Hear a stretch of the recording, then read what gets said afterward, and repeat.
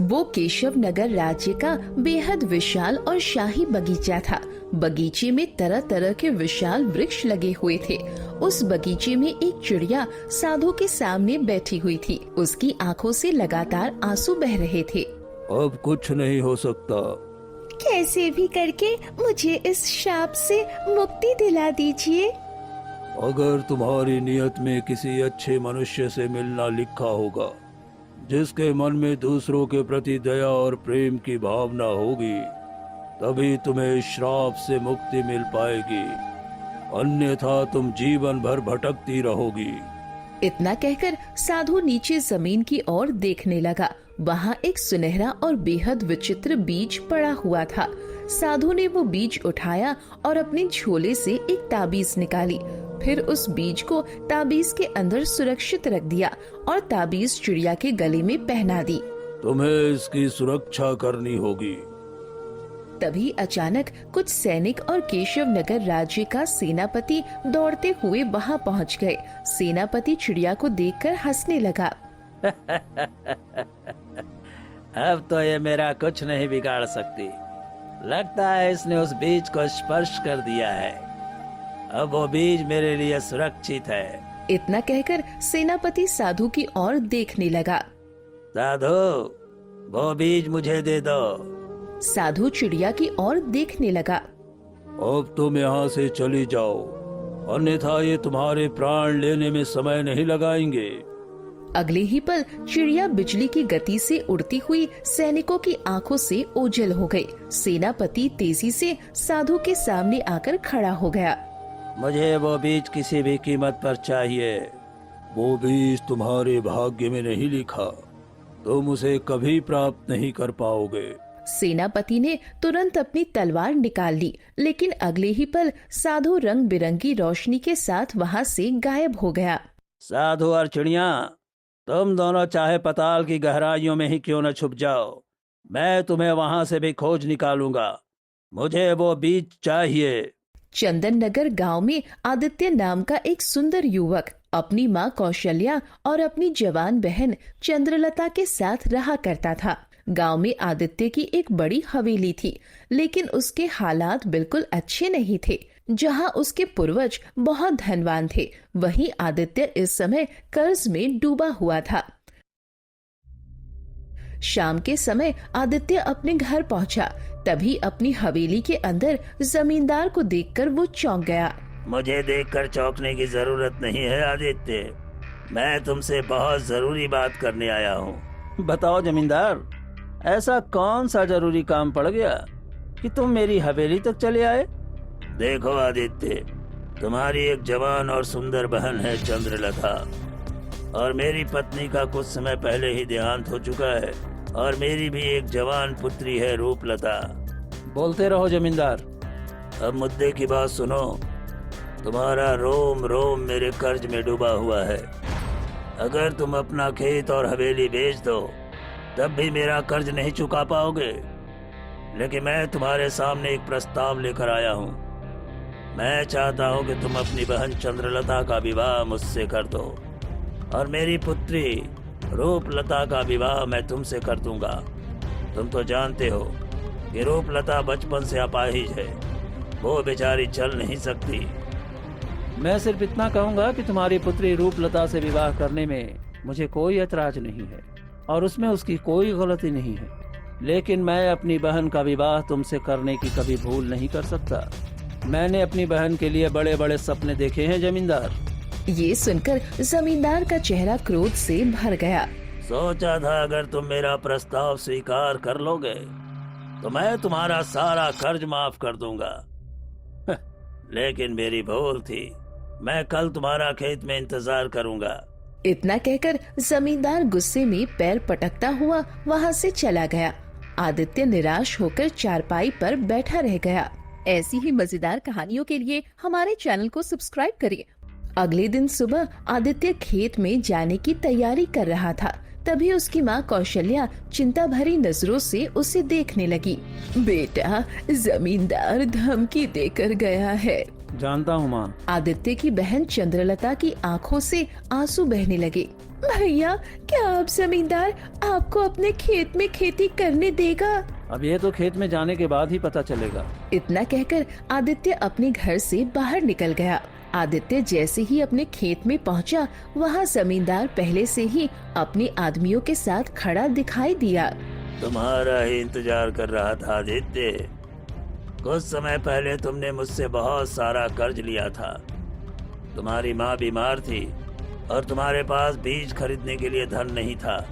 अब उस कर्ज पर ब्याज मिलाकर बहुत बड़ी रकम हो चुकी है।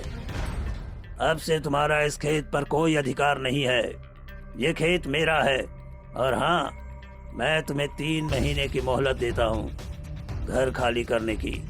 3 महीने के बाद या तो धन लेकर मेरे पास आ जाना, या फिर अपना घर खाली करके इस गांव को हमेशा हमेशा के लिए छोड़ देना, या मेरे प्रस्ताव के बारे में एक बार और सोच लेना। आदित्य की आंखों से आंसू बह निकले, लेकिन उसने कुछ नहीं कहा। वो चुपचाप वहां से लौट गया। घर पहुंचकर आदित्य ने सारी घटना अपनी माँ कौशल्या और बहन चंद्रलता को बता दी। भैया, अब हम क्या करेंगे? जमींदार ने तो हमारा खेत ही छीन लिया। आदित्य चुपचाप आंखें बंद करके लेट गया। समय धीरे धीरे बीतने लगा। आदित्य ने घर से बाहर निकलना लगभग बंद कर दिया। एक दिन चंद्रलता चिंता भरी आवाज में आदित्य के पास आई। भैया, रसोई में आज आखिरी अनाज बचा है। कहीं से अनाज का इंतजाम करना होगा, अन्यथा कल सबको भूखा सोना पड़ेगा। आदित्य बिना कुछ बोले चुपचाप घर से बाहर निकल गया। आदित्य सीधा जंगल में जाकर एक वृक्ष के नीचे बैठ गया। उसकी आंखों से लगातार आंसू बह रहे थे। वो आकाश की ओर देखकर बोला, हे भगवान, अब मैं क्या करूं? मैं किसे जाकर अपना दुख सुनाऊं? मैं किसी के आगे हाथ नहीं फैला सकता, क्योंकि मेरी गैरत मुझे उसकी इजाजत नहीं देती। मैं खुद तो भूखा रह सकता हूँ, लेकिन अपनी माँ और बहन को भूखा नहीं देख सकता। मैं जमींदार का प्रस्ताव स्वीकार नहीं कर सकता। अगर मैंने ऐसा कर दिया तो मेरी बहन का जीवन तबाह हो जाएगा। आदित्य काफी देर तक अकेला बैठा रोता रहा। कुछ देर बाद उसने अपनी आंखों से आंसू पोंछे। तभी उसकी नजर झाड़ियों में पड़ी एक घायल चिड़िया पर गई। ये क्या? ये चिड़िया तो घायल लग रही है। इतना कहकर आदित्य चिड़िया के पास गया। उसने ध्यान से देखा, चिड़िया अभी जीवित थी। आदित्य ने धीरे से चिड़िया को उठाया। इसे तो इलाज की सख्त जरूरत है। कुछ देर बाद आदित्य घायल चिड़िया को लेकर अपने घर पहुंच गया। उसने चिड़िया को चंद्रलता के सामने रखा। चंद्रलता, ये चिड़िया घायल है। चंद्रलता चिड़िया को देखकर हैरान रह गई। अरे भैया, कितनी सुंदर चिड़िया है, लगता है किसी पेड़ से टकरा गई है। इतना कहकर चंद्रलता आंगन से कुछ जड़ी बूटियां तोड़ कर लाई और उन्हें पीसकर चिड़िया के घावों पर लगाने लगी। आदित्य और चंद्रलता दोनों रात भर चिड़िया की सेवा करते रहे। सुबह होते ही अचानक चिड़िया की आंखें खुल गई। वो पंख फड़फड़ाकर उड़ने की कोशिश करने लगी, लेकिन तुरंत नीचे गिर गई। अरे अरे अरे, उड़ो मत, तुम अभी जख्मी हो, तुम्हें उड़ने में समय लगेगा। हाय रे मेरी फूटी किस्मत, चिड़िया बनी और ठीक से उड़ भी नहीं सकी। ये सुनकर आदित्य और चंद्रलता के होश उड़ गए। चंद्रलता डरकर अपने भाई के पीछे खड़ी हो गई। भैया, ये साधारण चिड़िया नहीं लग रही, चिड़िया इंसानों की तरह बात नहीं करती। आदित्य गंभीर नजरों से चिड़िया को देखने लगा। कौन हो तुम? एक श्रापित चिड़िया, लेकिन डरो मत, तुमने मेरी जान बचाई है। मैं तुम्हें कोई नुकसान नहीं पहुंचाऊंगी। तुम्हें किस तरह का श्राप मिला है? ये मैं तुम्हें अभी नहीं बता सकती। ठीक है, अगर तुम नहीं बताना चाहती तो कोई बात नहीं, लेकिन अभी तुम्हें आराम की जरूरत है। इतना कहकर आदित्य कुछ दाने लाकर चिड़िया के सामने डाल देता है। चिड़िया धीरे धीरे दाना चुगने लगी। कुछ देर बाद आदित्य अपनी बहन की ओर देखने लगा। डरो मत, न जाने क्यों मुझे ये चिड़िया अच्छी लग रही है। ये हमें कोई नुकसान नहीं पहुंचाएगी। ये सुनकर चंद्रलता के मन का डर थोड़ा कम हो गया। कुछ देर बाद चंद्रलता की आंखें फिर नम हो गई। लेकिन भैया, आज रसोई में अनाज खत्म हो गया है। तू चिंता मत कर मेरी बहन, मैं अभी सुखदेव चाचा के खेत में मजदूरी मांगने जाऊंगा। अगर शाम तक मजदूरी मिल गई तो कुछ न कुछ इंतजाम तो हो ही जाएगा। भैया, अब क्या आप दूसरों के खेत में मजदूरी करेंगे? नहीं भैया, मैं ऐसा होते हुए नहीं देख सकती। बहन, इसके अलावा और कोई चारा नहीं है। तो फिर जमींदार का प्रस्ताव स्वीकार कर लीजिए। नहीं चंद्रलता, मैं उसका प्रस्ताव कभी स्वीकार नहीं करूंगा। तुम नहीं जानती, वो तुम्हारी जिंदगी तबाह कर देगा। जमींदार को तो शर्म आनी चाहिए। तुम उसकी बेटी की उम्र की हो और वो तुम्हें उस नजर से देखता है। चिड़िया चुपचाप भाई बहन की बातें सुन रही थी।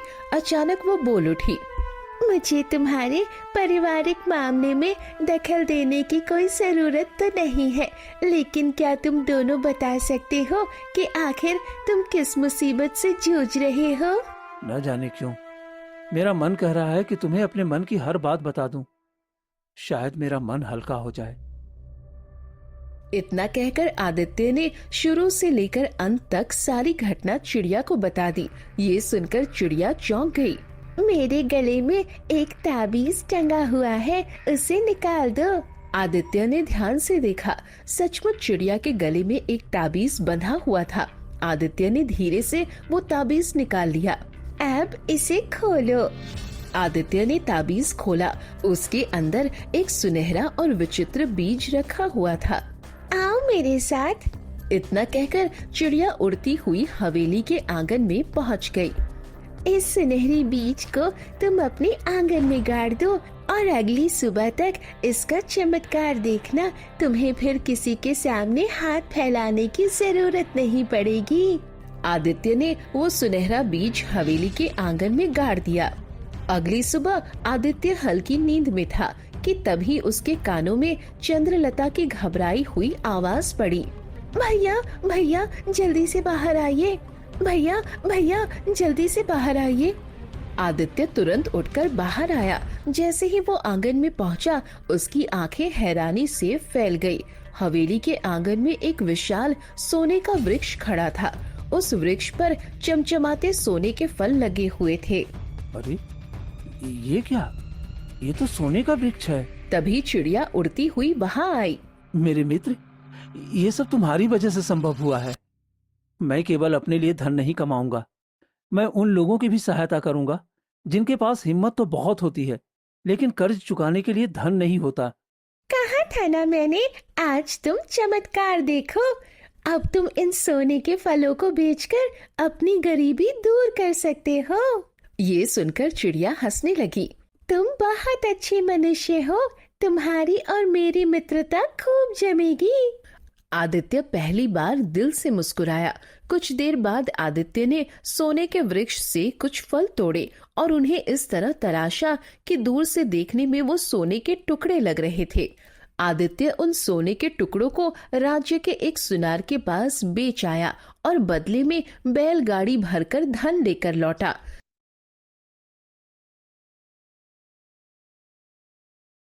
कुछ ही दिनों में आदित्य धनवान बन गया। धीरे धीरे उसने वो सारे खेत भी वापस खरीद लिए जो कभी उसके पूर्वजों के हुआ करते थे। आदित्य के दिन रात बढ़ती तरक्की देखकर जमींदार क्रोधित अवस्था में अपनी हवेली में टहल रहा था। तभी उसका नौकर भीमा वहां पहुंचा। क्या हुआ जमींदार जी? सोचा था कि आदित्य को मजबूर करके उसकी बहन से विवाह कर लूंगा, वो टूट जाएगा, लेकिन समझ में नहीं आ रहा है कि आखिर उसने इतनी जल्दी तरक्की कैसे कर ली। उसके पास इतना सारा धन कहां से आया?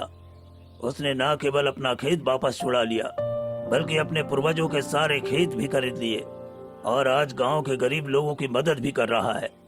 और तो और जमींदार जी, अब गांव में लोग आपका नहीं बल्कि आदित्य का ज्यादा सम्मान करते हैं। गांव वाले उसके लिए जान देने को भी तैयार हैं। ये सुनकर जमींदार गहरी सोच में डूब गया। जरूर कोई ऐसा रहस्य है जो हमारी नजरों से छुपा हुआ है। भीमा, तुम आदित्य पर दिन रात नजर रखो। मुझे विश्वास है कि कुछ न कुछ ऐसा जरूर है जो हम सब से छुपा हुआ है। चिंता मत कीजिए, समझ लीजिए कि आज से मैं आदित्य की परछाई हूँ। इतना कहकर भीमा वहां से चला गया। भीमा उसी दिन से आदित्य पर गहरी नजर रखने लगा। एक दिन मौका देखकर वो चुपके से आदित्य की हवेली के अंदर घुस गया, लेकिन सामने का दृश्य देखकर उसके होश उड़ गए। हवेली के आंगन में एक विशाल सोने का वृक्ष खड़ा था और उस पर चमचमाते सोने के फल लटक रहे थे। उसी वृक्ष के नीचे आदित्य उस चिड़िया से बात कर रहा था। मेरी मित्र, तुम मेरे जीवन में क्या आई? मेरा जीवन ही बदल गया। क्या अभी तुम अपने बारे में नहीं बताओगी कि तुम कौन हो? जरूर बताऊंगी आदित्य, तुम मेरे मित्र बन चुके हो, लेकिन आज नहीं, कल मैं तुम्हें अपने बारे में सब कुछ बताऊंगी। हे भगवान, सोने का वृक्ष, सोने के फल और एक बोलती हुई चिड़िया। ओह, तो ये है आदित्य की तरक्की का रहस्य। मुझे ये बात तुरंत जमींदार को बतानी होगी। ये सुनकर भीमा चौंक गया। इतना कहकर भीमा वहां से भाग गया। भीमा ने जमींदार को शुरू से लेकर अंत तक सारी बात बता दी। क्या तू सच कह रहा है भीमा? जमींदार, मेरा एक एक शब्द सच है। तो फिर वो सोने का वृक्ष मेरा होना चाहिए। अरे कुछ भी करने से पहले एक बार सोच लीजिए। आदित्य पूरे गांव की मदद करता है, पूरा गांव उसके साथ खड़ा हो जाएगा। आप पूरे गांव का मुकाबला नहीं कर पाएंगे। तो फिर एक ही रास्ता है।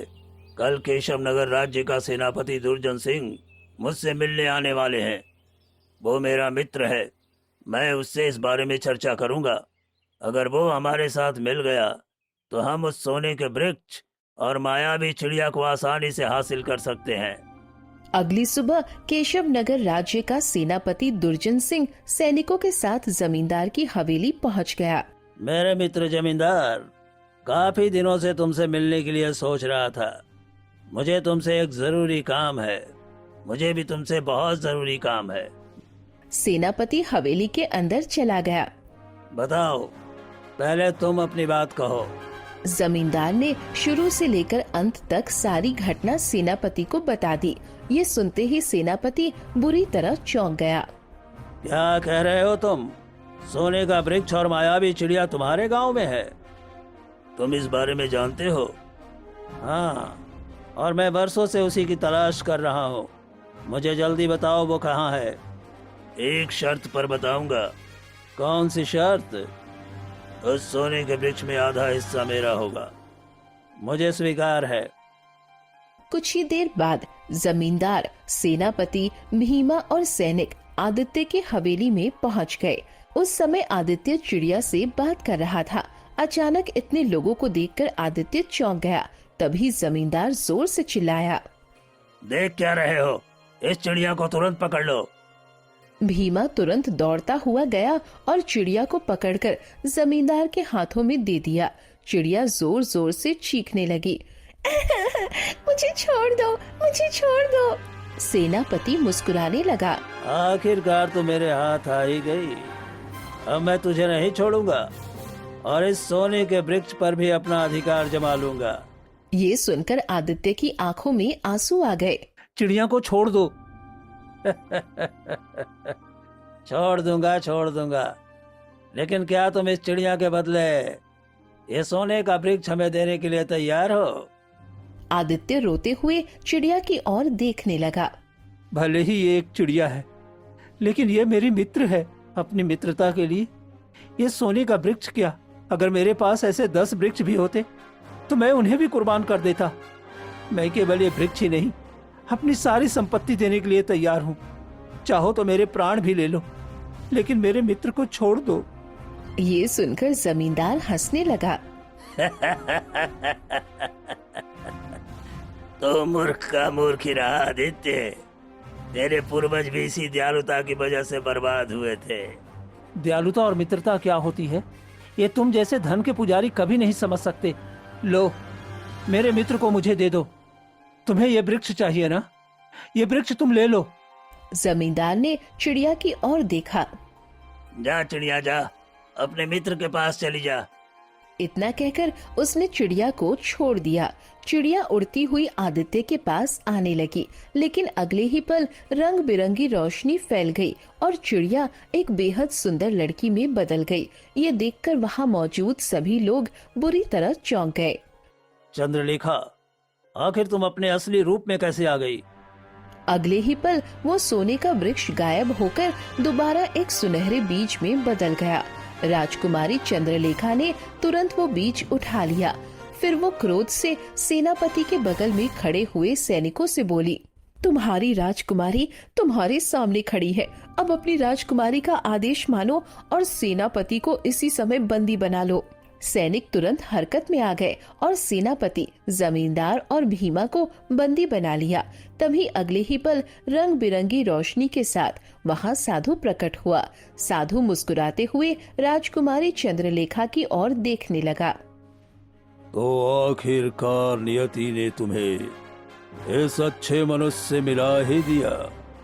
मैंने कहा था ना, तुम्हें तभी श्राप से मुक्ति मिलेगी जब तुम्हें कोई ऐसा मनुष्य मिलेगा जिसके मन में प्रेम और दया होगी, और वो मनुष्य यही है, आदित्य।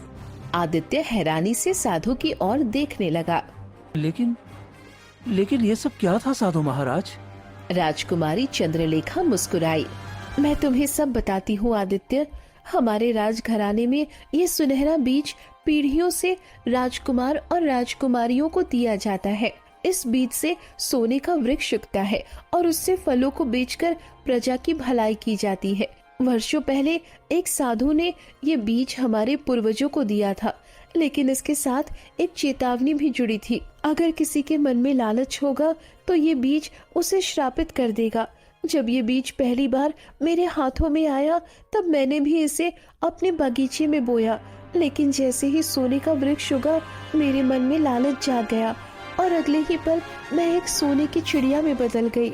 वो वृक्ष गायब होकर दोबारा बीज बन गया। ये साधु महाराज हमारे राजघराने के साधु हैं। इन्होंने मुझे पहले ही चेतावनी दी थी कि मैं अपने मन में लालच न आने दूं, लेकिन मैं खुद पर काबू नहीं कर सकी। इतना कहकर राजकुमारी चुप हो गई। सेनापति जानता था कि अगर कोई इस बीज को छूकर श्रापित हो जाए तो फिर कोई भी बुरा इंसान ये बीज उससे छीन सकता है। मैं जानता था कि सेनापति की नीयत खराब है, इसलिए जैसे ही राजकुमारी चिड़िया बनी मैंने तुरंत इस बीज को ताबीज में सुरक्षित करके इनके गले में बांध दिया और इन्हें वहां से भगा दिया। क्योंकि मैं अचानक चिड़िया बनी थी, इसीलिए तेजी से उड़ते समय अपना संतुलन खो बैठी और एक पेड़ से टकराकर नीचे गिर गई और वहीं तुम मुझे अपने घर ले आए। अब आदित्य को सारी बात समझ आ चुकी थी। अब मेरा काम पूरा हुआ राजकुमारी, तुम्हारे मन का लालच खत्म हो चुका है। इतना कहकर साधु रंग बिरंगी रोशनी के साथ वहां से गायब हो गया। जमींदार शर्मिंदा होकर आदित्य की ओर देखने लगा। मुझे क्षमा कर दो आदित्य, मेरी भी एक बेटी है। आदित्य ने राजकुमारी चंद्रलेखा की ओर देखा। राजकुमारी, मैं सेनापति को छोड़ने के लिए नहीं कहूंगा, क्योंकि यह गद्दार है, लेकिन जमींदार और भीमा को छोड़ दीजिए। ये लालची जरूर है, लेकिन इनका परिवार भी है। इनके बिना इनका परिवार बर्बाद हो जाएगा। ये सुनकर राजकुमारी चंद्रलेखा मुस्कुराई। जमींदार और भीमा को छोड़ दो,